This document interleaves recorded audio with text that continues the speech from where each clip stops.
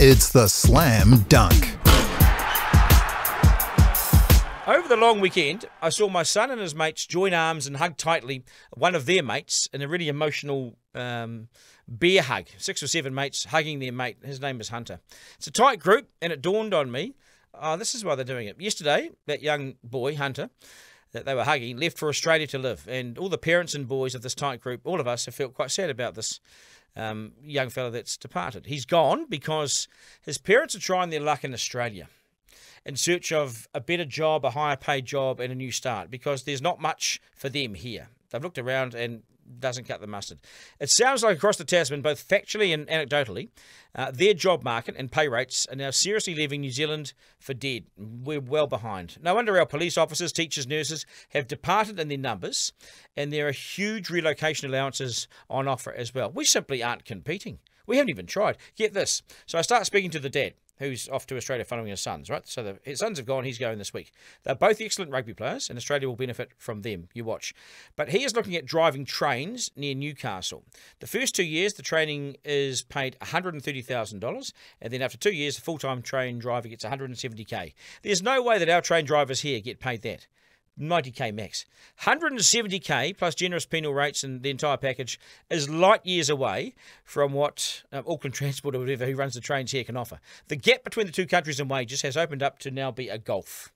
My cousin, he's age 62. He also lives in Australia. He's an Aussie for his mistakes. He's just signed up to be a double-decker bus driver. He calls himself a land pilot. Spoke to him yesterday. He reckons the money's pretty good. With a massive shortage of bus drivers in Sydney, they're now earning 100K. Driving buses. Heavy truck drivers in Australia are making 200K. They buy their truck after a year. They're working near the mines. The road workers with the stop-go signs up to 200K. Big economy, big salaries. Here in New Zealand, smaller economy, smaller dough. So why stay here? That's the question you've got to ask yourself. Increasingly, people aren't. Check these numbers out. So I've put these numbers together for some comparison, salary comparisons. A New Zealand nurse, 72K. An Aussie one, 96. Primary school teacher here, New Zealand, 66K, Aussie, 98K. Secondary school teacher here, 69, Aussie, 100. A builder in New Zealand, about 63K, over there, 103. A chef here, 55, over there, 71. Retail, $50,000 here, over there, 71. A doctor, 139,000 here, 203,000 there. I heard from a police officer that before Christmas, just before Christmas, 100 Kiwi police officers were ditching New Zealand and heading for Queensland. But when our skilled workers go, we create a huge problem. We have to turn around and train the next group. And who are they and where do they come from? And it just leaves massive holes when these good people leave. It just means that we are exporting skills and experience and we've got to start again. Why don't we just save the money you're going to spend on hiring someone and put all that money into paying them properly in the first place? All that trouble and cost it takes to hire someone, pay the person who left better money earlier. Why not? Do our bosses and company owners keep things too tight? Could they share profits more and loosen the company purse strings? Are they selfish and do they do enough for Kiwi workers? It's said that we are not productive enough, but boy, it's hard to hear that when New Zealand workers work their butts off. Plenty of hours. The thing is, Australia's just a massive economy with more jobs, more opportunity, more people and more exposure to things like mining.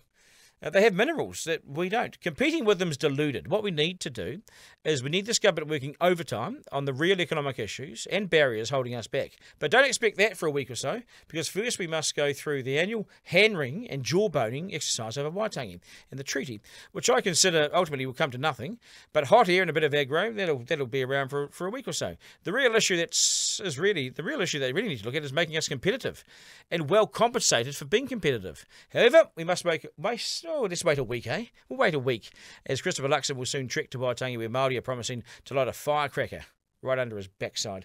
And he probably deserves that, because he's going to be asked lots of questions. But the real issue is a competitive economy. So let's get this out of the way and get down to business, because we need to.